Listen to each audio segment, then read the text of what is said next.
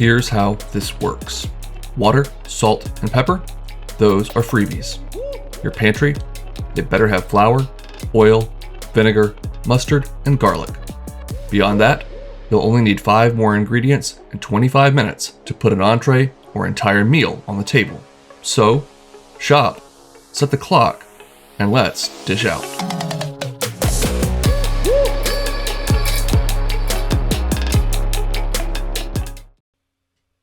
We'll start off with some chicken tenderloins. You could use chicken breasts or cutlets, whatever you'd like.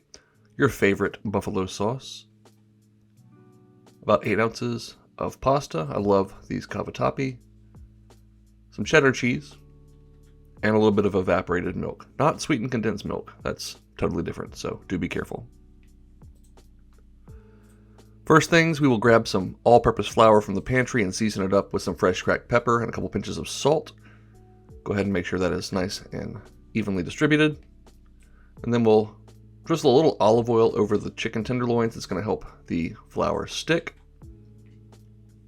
By the way, you could totally coat these in flour and pan fry them, but I'm going to use the oven. I'm going to air fry these at around 425. So once we've got them coated, I will get them onto a baking tray that's also got some olive oil on it, so they will fry from the bottom, and give them about 12 to 15 minutes in that air fryer. Or if you just have a regular oven, 450 with convection would be great. Next up, add 8 ounces of pasta to a pot and just barely cover it with water, bring it to a boil, and cook it for about 8 to 9 minutes or until it is al dente. Most of the water should at this point be absorbed, but you can drain off any excess, at which point you will add in 8 ounces of your evaporated milk and 8 ounces of that freshly grated cheddar cheese. Do not use the stuff in the bag. It will not melt nearly as creamily, if that's even a word, as you'd like. You want to grate the stuff fresh and add it yourself.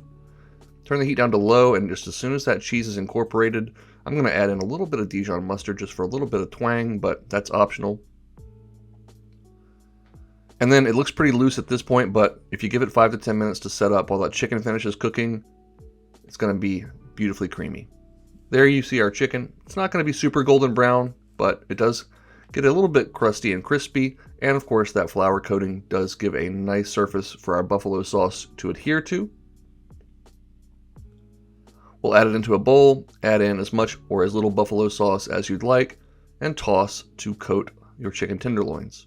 And again, you could use chicken breasts or cut up chicken pieces. Just any way that you'd like to prepare chicken will work just fine for this dish. We'll bowl up a generous portion of that mac and cheese, and you can see how well it's set up after just a few minutes. It is not going to be too runny or loose at all. A couple buffalo chicken tenderloins go down, and then because this is dishing out, I got to give it a few green onion pieces. That's of course optional. And man, if that is not an indulgent and tasty looking bowl of food, I don't know what is. Comes together super quickly. You can see the way the cheese sauce just coats those noodles perfectly. They're nice and al dente.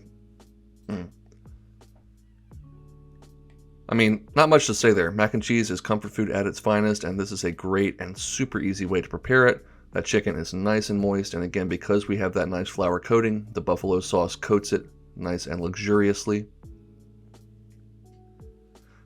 If you wanted to add some crunch to this, you could toast up some breadcrumbs for a little crunchy topping, but for me, this is just perfect all on its own. Skip the boxed blue stuff and make your own stovetop mac and cheese. Thank me later. Anyways, get out of here and go make something delicious.